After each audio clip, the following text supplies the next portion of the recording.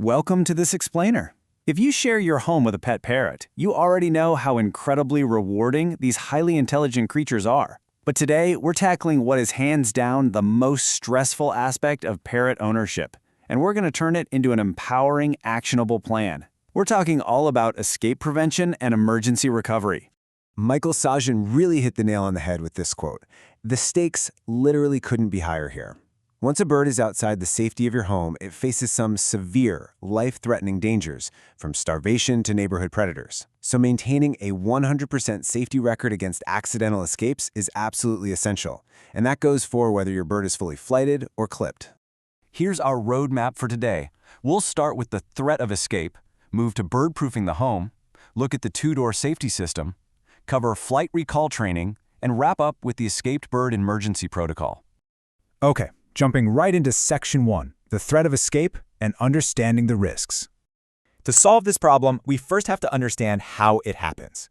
Birds have wings and birds fly is going to be our mantra today. One of the most common ways people lose their birds is simply taking them outside unrestrained. You step out to check the mail with your parrot on your shoulder, a car backfires, they startle, and boom, they're gone. And please do not fall for the clipping myth.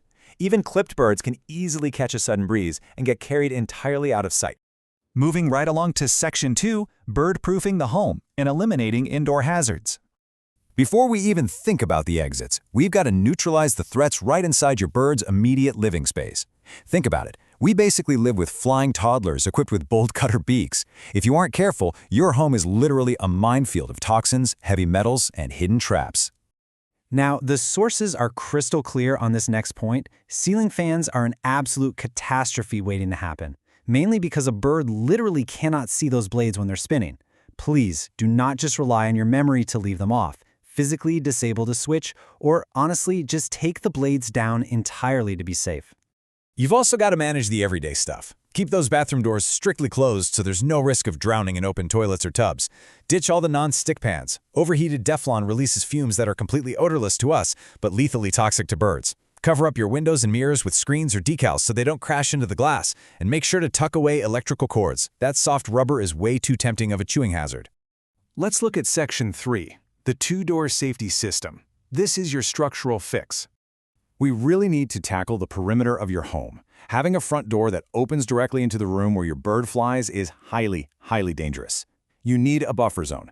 Ideally, there should always be two closed doors between your bird and the great outdoors. This could be a vestibule, an enclosed hallway, or even a secondary mounted door. Now, if you can't renovate your house to build a vestibule, you have to engineer some behavioral stops. Install a deadbolt and keep it locked. Making someone go fetch a key actually slows them down enough to remember the bird. You can also hang a really visible sign right on the door to force guests to stop, think, and verify the bird is caged before they open it. That brings us to Section 4, Flight Recall Training, our behavioral prevention. While physical barriers are your first line of defense, this behavioral training is your ultimate safety net. Flight recall is basically teaching your parrot to fly right to you on command. You start indoors, then eventually progress outside on a harness. A bird without this training is completely unprepared to handle outdoor wind and elements.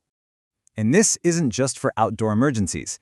Indoors, it's hands down the safest way to call a stubborn bird down from off-limits spots, like high curtains or near those disabled ceiling fans. But if they do somehow escape into the wild, having a rock-solid, practiced recall is usually the only reliable way to coax a panicked bird down from a massive tree branch. It's a real game-changer that could literally save their life. Finally, we're at Section 5, the Escaped Bird Emergency Protocol. This is your action plan. Look, if the absolute unthinkable happens and your bird breaches that two-door system, take a deep breath. The single most critical factor right now is sheer urgency. The moments right after an escape are vital. You can't afford to panic. You have to snap into action instantly. So here is your immediate response. First, instantly create a familiar anchor point by putting their travel cage and their absolute favorite food outside. While you do that, use vocal cues like familiar whistles or play recorded flock calls to establish contact while you quickly cover ground in the immediate area. Here's a pro tip. Parrots are highly social flock animals. Because of that, utilizing the distress or contact calls of a cage mate is incredibly powerful.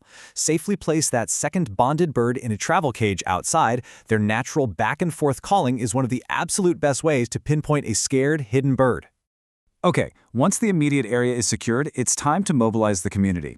Go door to door. Get those lost flyers out there with clear photos. Bring them to local pet stores, call the nearby vets, alert the Humane Society, and blast it all over online rescue sites and community boards. The biggest takeaway here? Be relentless. Do not give up hope. As our sources emphasize, birds have been safely recovered even weeks after escaping, all thanks to aggressive community outreach and preparation. So, take a good look around your living space today. Identify those indoor hazards, set up that 2-door structural failsafe, and get your emergency kit ready. Ask yourself right now, if your bird accidentally slipped out the door today, are you genuinely prepared to bring them home?